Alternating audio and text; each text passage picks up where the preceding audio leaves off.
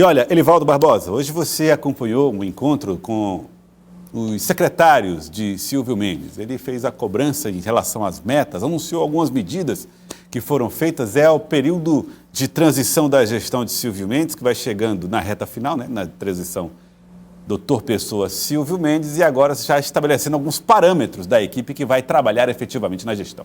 É verdade, Joelson. A equipe que foi anunciada no dia 12 de novembro, agora teve a oportunidade de tratar de metas para a futura gestão. E o encontro com o gestor eleito ocorreu na manhã desta segunda-feira. Vamos acompanhar.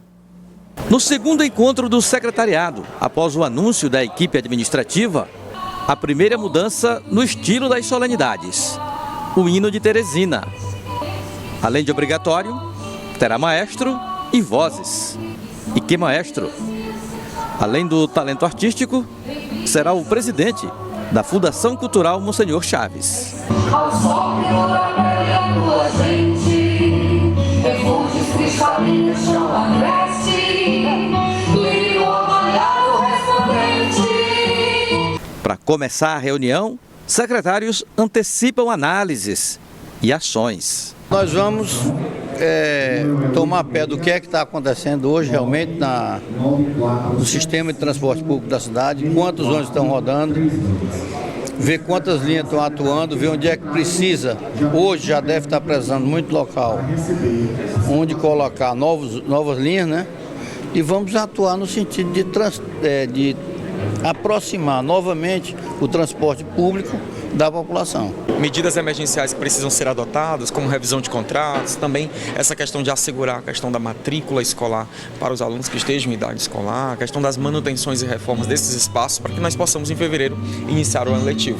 Mas, dentre as outras demandas que nós temos apresentado também, nós temos a discussão acerca da aquisição de material escolar, acerca da questão dos próprios contratos de servidores, concurso público, que são pontos que nós vamos precisar discutir aí nesses 100 primeiros dias já para iniciar bem a gestão. O futuro superintendente da SDU Sul fala em operação de guerra nos primeiros meses da nova gestão. Quase inacreditável o cenário que a gente encontra na SDU Sul, e conversando com meus colegas que vão ocupar as outras SDUs, o cenário é o mesmo. Então é um cenário de muita preocupação, com pagamentos atrasados, pendências em medições, e o serviço praticamente todo parado. Então realmente vai ser uma operação de guerra do prefeito eleito Silvio Mendes, um desafio muito grande para levantar Teresina de novo. Nós vamos ter esse olhar tanto nas grandes licitações, os grandes contratos, mas também com despesas que aparentemente são pequenas, mas isso quando soma num total vai ser grande. Carro de representação, terceirizados, telefone, água, luz. Então terá uma administração austera, porém eficiente. Silvio Mendes promete rigor nas primeiras medidas. Obrigatoriamente, é meu dever, A população confiou em nós e nós vamos dar resposta, obrigatoriamente. A gente não tem direito de errar, eu não tenho compromisso com o erro, nunca tive. É preciso que faça o que tem que ser feito e dar transparência aos seus atos, para que todos possam se sentir atendidos com a atenção que cada um merece. O vice-prefeito eleito, que é o coordenador da equipe de transição do prefeito eleito Silvio Mendes, informa que até sexta-feira o relatório da transição administrativa será concluído e revelado. Mas Jeová Alencar adverte: há dificuldades, ainda que pontuais, no repasse de informações da atual gestão para o futuro comando do Palácio da cidade. Até sexta-feira a gente entrega para o prefeito eleito Silvio Mendes, para ele tomar conhecimento da real situação do que está a Prefeitura de Teresina. Algumas secretarias apresentam dificuldade em entregar relatórios, mas a gente tem conseguido esses dados e apresentar para o prefeito. A gente vai ter que colocar sempre decisões, encaminhamentos, para a população tomar conhecimento, criticar, ajustar, corrigir. Como ele disse, eu não tenho um compromisso com ele, seja de quem for. Bom, Elivaldo Barbosa, isso aí é o encontro que antecedeu o outro encontro, né? Ele teve um momento a portas fechadas também com as equipes. Exatamente, para conhecer de perto o que cada secretário levantou em informações.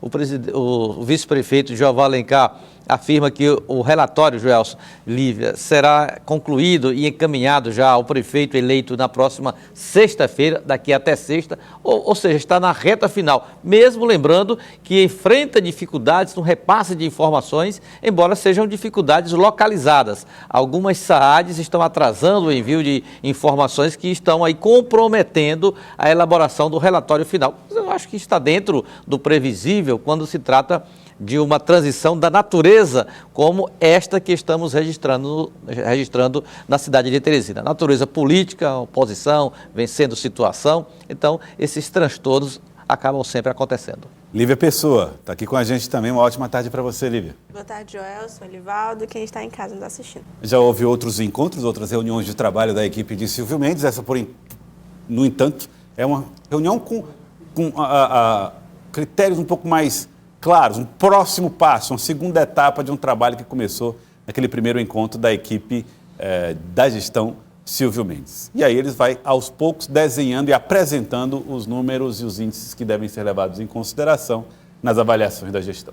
Já existe um ponto de vista mais claro em relação às informações e os dados da Prefeitura. Então, faz com que essas reuniões se tornem mais assertivas e também mais contundentes em quais os próximos passos. Por quê? Faltando um mês aí para iniciar a nova gestão, existe já essa perspectiva de qual será o que deve ser feito imediatamente. Então, por mais que seja um plano a longo prazo, pois são 4 anos e uma gestão pública ela não é tão célere assim, por uma questão até burocrática, ainda assim existe um elencamento de prioridades. E o que deve ser feito já no primeiro mês, na primeira semana, que é delimitar as metas da gestão e principalmente quais serão os afazeres obrigatórios de cada secretário, de cada componente ali desse time. E aí nós vamos acompanhando todos esses bastidores e a cobertura dos encontros entre Silvio Mendes, os que forem abertos, né? Entre Silvio Mendes e sua equipe de secretariados. Agora há pouco, o governador Rafael Fonteles falou a respeito de um pacote, né, que foi apresentado na semana passada pelo governo federal em relação ao corte de gastos.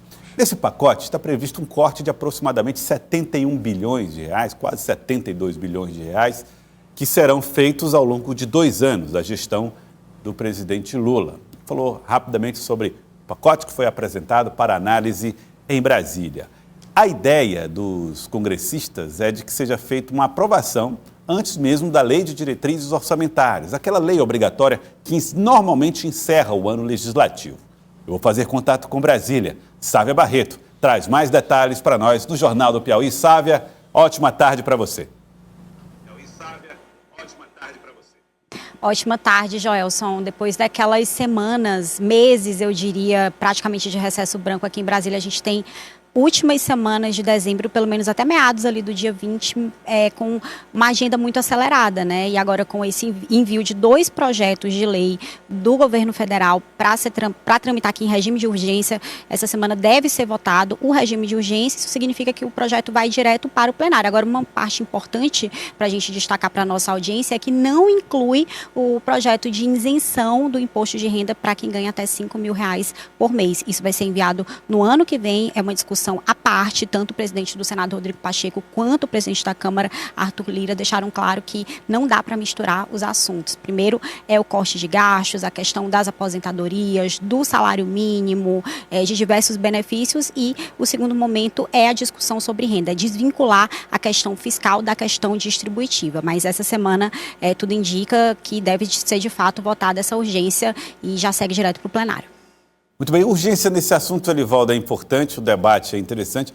Muita gente falando que havia uma expectativa de um corte mais duro, mais severo, e a gente vai percebendo ali nas movimentações do governo o esforço do secretário, do ministro da Fazenda, Fernando Haddad, em caminhar com uma proposta mais severa, enquanto a linha mais tradicional do Partido dos Trabalhadores aposta nos investimentos feitos pelo próprio governo para tentar movimentar a economia. E nessa conversa, nesse debate normal entre governo e os seus próprios aliados, Elivaldo, muitas vezes vai se adiando um pouco a construção do plano perfeito. Saiu esse de 72 bilhões de reais aproximadamente. É verdade, Joelson. O governo alega ou garante que está fazendo a parte dele na área fiscal. Encaminhou esse pacote para o Congresso Nacional, mas é uma discussão que vai exigir muito trabalho por parte das lideranças governistas. Não tem a base de sustentação ideal, nem na Câmara, nem no Senado, principalmente na Câmara Federal.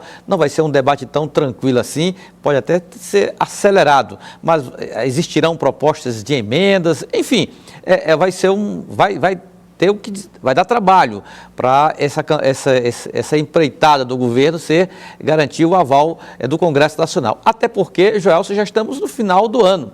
Ele vai caminhar numa condição de tramitação também da LDO, que ainda não foi aprovada, a Lei de Diretrizes Orçamentárias, e, consequentemente, do orçamento da União para 2025, que não deixa de ter uma relação direta com esse corte de gastos, com esse plano fiscal do governo. E, juntando-se a toda essa situação que tem a ver com fatores econômicos, ainda teremos a sucessão no Banco Central. E aí um enorme ponto de interrogação, apesar das garantias do futuro presidente, Gabriel Galípolo, que a política monetária não vai sofrer influência do executivo, mas o mercado, a área política, institucional fica sempre com o pé atrás. Agora, sob comando de um indicado do presidente, a política monetária, que é considerado um elemento fundamental no controle da inflação, vai continuar como está ou poderá ceder a pressões do Planalto em relação a taxas de juros? Então, cria todo um caldo de incertezas que garante, o que caracteriza essa reta final de 2024 rumo a 2025. Acho que o fato de a gestão do Banco Central ser uma gestão separada dessa questão política até ameniza um pouco independente de ser ou não correto, mas ameniza um pouco essa pressão que sofre o mercado impõe ou que os investidores impõem em relação às medidas de corte. Mas acaba sendo também um outro, ao mesmo tempo que dá uma compensada nas políticas, né, para que não sejam todas levadas por um mesmo sentimento, mas aumenta um pouco essa tensão na relação. Agora, o que não dava, Lívia, era para passar tanto tempo sem uma política efetiva apresentada pelo governo.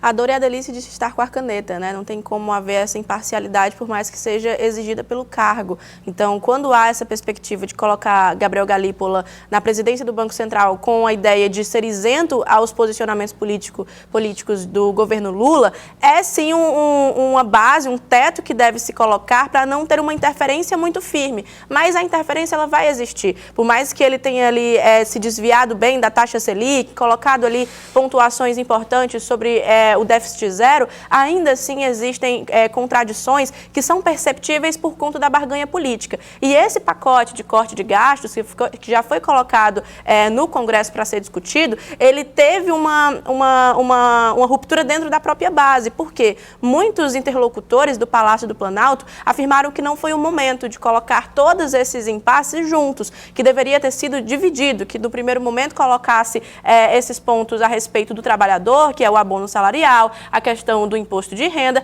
e em outro momento fosse anunciada os demais cortes, como, por exemplo, a questão dos super salários. Então, assim, dividisse esse pacote para poder atingir a ponta de uma forma mais sutil. Então, existe, sim, essa questão política que já é balizada e que trouxe ali algumas interferências nesse final de novembro.